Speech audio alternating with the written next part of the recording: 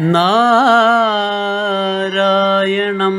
നമസ്കൃത്യ നരം ചൈവ നരോത്തമം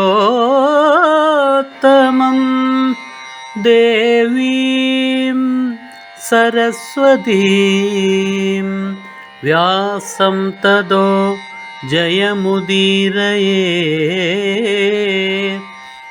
അർത്ഥശാസ്ത്രമിദം പുണ്യം ധർമ്മശാസ്ത്രമിദം പരം മോക്ഷശാസ്ത്രമിദം പ്രോക്തം വ്യാസേനാമിത ബുദ്ധിനാ.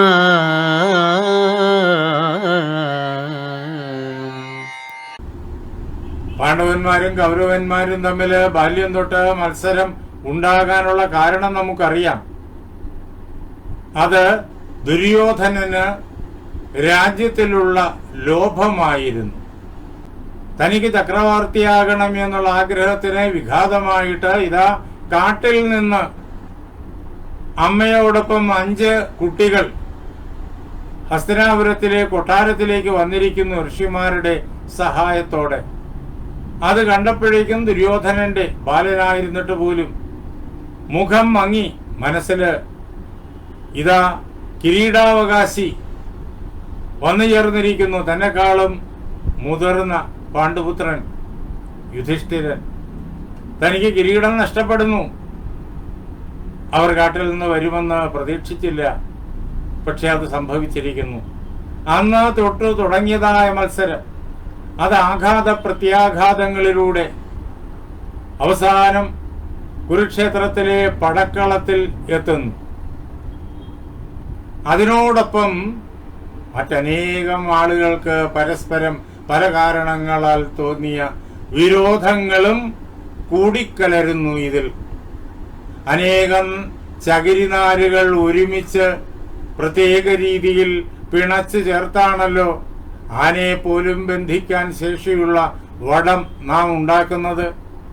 അതേ പ്രകാരത്തിൽ അനേകം ആളുകളുടെ പരസ്പര വിരോധം അത് സാന്ദർഭികമായിട്ട് ഈ പാണ്ഡവ കൗരവ മത്സരത്തോട് കൂടിപ്പിണഞ്ഞ് അത് വലിയ ഒരു ക്രോധത്തിന്റെ, വിരോധത്തിന്റെ, പകപോക്കലിന്റെ ഒരു വേദിയായി മാറി.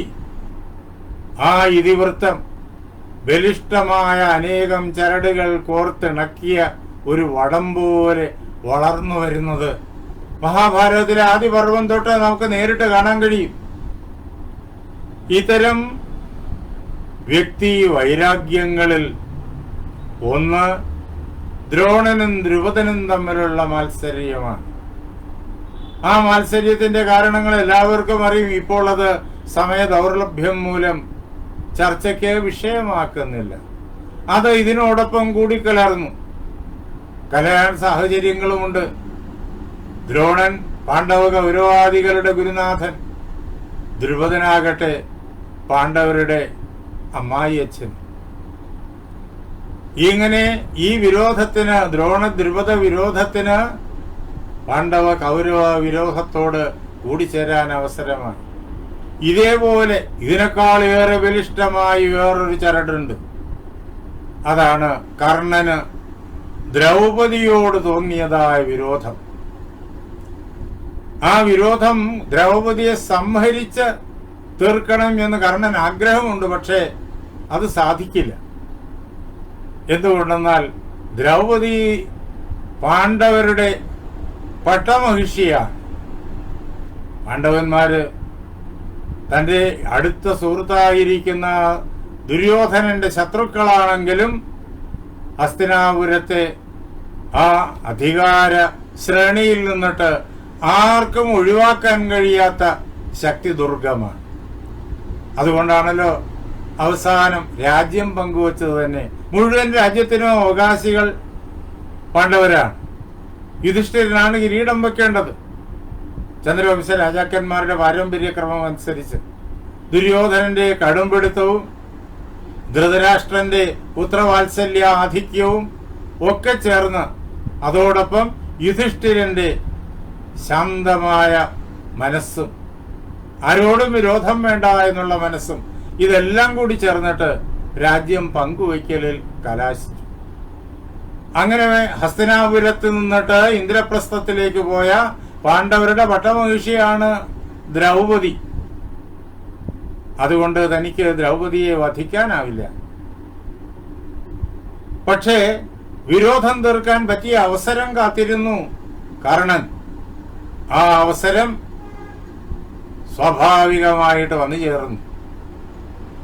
അത് ദുര്യോധനന് രാജസൂയം, ഇന്ദ്രപ്രസ്ഥത്തിൽ പാണ്ഡവരുടെ നേതൃത്വത്തിൽ നടന്ന രാജസൂയം കണ്ടപ്പോൾ ഉണ്ടായതായ ആ ഒരു അനിഷ്ടം, താൻ നിസ്സാരനായി പോയി. ലോകത്തിലെ എല്ലാ രാജാക്കന്മാരും യുധിഷ്ഠിരനെ ചക്രവർത്തിയായി അംഗീകരിക്കുന്നു. എല്ലാവരും കാഴ്ചദ്രവ്യങ്ങളുമായി വന്ന യുധിഷ്ഠിരന്റെ മുന്നിൽ കൈകൂപ്പി നിൽക്കുന്നു. എല്ലാവരും ആ രാജസൂയത്തിൽ പങ്കെടുക്കുന്നു. യുധിഷ്ഠിരന്റെ അനുജന്മാരാകട്ടെ 4 ദിക്കുകളിലേക്കും യാത്ര ചെയ്ത് ആ ദിക്കുകളെ മുഴുവൻ ജയിച്ചും കഴിഞ്ഞിരിക്കുന്നു. അങ്ങനെ ഫലത്തിൽ രാജസൂയം നടത്തിയ ചക്രവർത്തിയാണ് യുധിഷ്ഠിരൻ. ആ രാജസൂയം വിജയകരമായി നടത്തിക്കൊടുത്തത് വേറെ ആരുമല്ല, പാണ്ഡവന്മാരുടെ അടുത്ത ബന്ധുവായ, ഫലത്തിൽ തന്റെയും ബന്ധു തന്നെയെങ്കിലും പാണ്ഡവരോട് കൂടുതൽ അടുപ്പം ഉണ്ട് എന്ന് ലോകം മുഴുവൻ ധരിക്കുന്ന കൃഷ്ണനാണ്. ഇത് കണ്ടത് മുതൽ ദുര്യോധനൻ സഹിക്കുന്നില്ല. അതിനിടയ്ക്കാണ് അവിടെ അദ്ഭുത കാഴ്ചകളുള്ള, മായ കാഴ്ചകളുള്ള മയൻ എന്നിവരായ അസുരശില്പി പാണ്ഡവർക്ക് വേണ്ടിയിട്ട് നിർമ്മിച്ചു നൽകിയ സഭാഗൃഹത്തിൽ തനിക്ക് പല അമളികളും പിണഞ്ഞത്. അത് ദുര്യോധന്റെ മനസ്സിൽ കടുത്ത അമർഷത്തിനും ദുഃഖത്തിനും കാരണമായി. എങ്ങനെ തീർക്കും? യുദ്ധം ചെയ്ത് തീർക്കാൻ പോരാ. അങ്ങനെയാണെങ്കിൽ താൻ ജീവിച്ചിരുന്നിട്ട് കാര്യമില്ല എന്നൊക്കെ ചിന്തിച്ചപ്പോ, എന്നൊക്കെ തന്റെ അമ്മാവനോട് പറഞ്ഞപ്പോ സമാധാനിക്കാൻ അമ്മാവനായ ശകുനി ഉപദേശിച്ചിട്ടും അവിടെ ശകുനി നേരാവണ്ണം ഉപദേശിക്കുന്നുണ്ട്. ദുര്യോധനൻ കേൾക്കാതെ വന്നപ്പോ ശകുനി പറഞ്ഞു, യുദ്ധം കൊണ്ട് പാണ്ഡവരെ ജയിക്കുക എളുപ്പമല്ല, സാധിക്കില്ല. നമുക്കൊരു കാര്യം ചെയ്യാം. എനിക്ക് ചൂതുകളിയില് വലിയ പ്രാവീണ്യമുണ്ട്. ഞാൻ വിചാരിക്കുന്നിടത്തെ അക്ഷങ്ങൾ നിൽക്കൂ. യുധിഷ്ഠിരനെ ചൂതിന് വെല്ലുവിളിക്കാം. വെല്ലുവിളിയാകാൽ യുധിഷ്ഠിരൻ അത് സ്വീകരിക്കുകയും ചെയ്യും. യുധിഷ്ഠിരന് ചൂതുകളിയിൽ പ്രാവീണ്യം പോരാ. മുഴുവനും പിടിച്ചെടുക്കാം യുധിഷ്ഠിരന്റെ കയ്യിൽ നിന്ന്.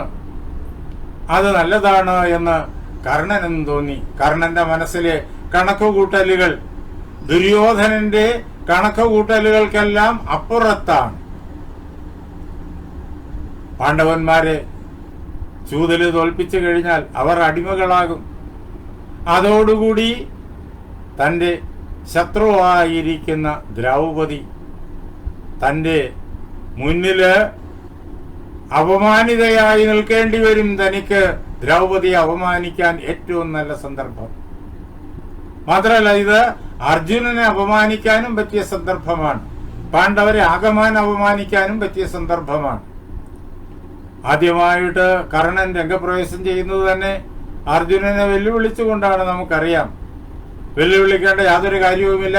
കർണന് ആ അഭ്യാസ കാഴ്ചയിൽ കയറി വരാനുള്ള അധികാരവുമില്ല.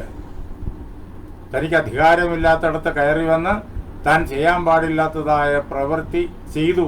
കർണനെ 2 കൈയും നീട്ടി സ്വീകരിക്കാൻ ദുര്യോധനൻ ഉണ്ടായതുകൊണ്ട് രാജകീയ ശിക്ഷ കർണന് ലഭിച്ചില്ല. പകരം രാജാവെന്നുള്ള ബഹുമതി, അംഗരാജാവെന്നുള്ള ബഹുമതി കൈവരികയും ചെയ്തു.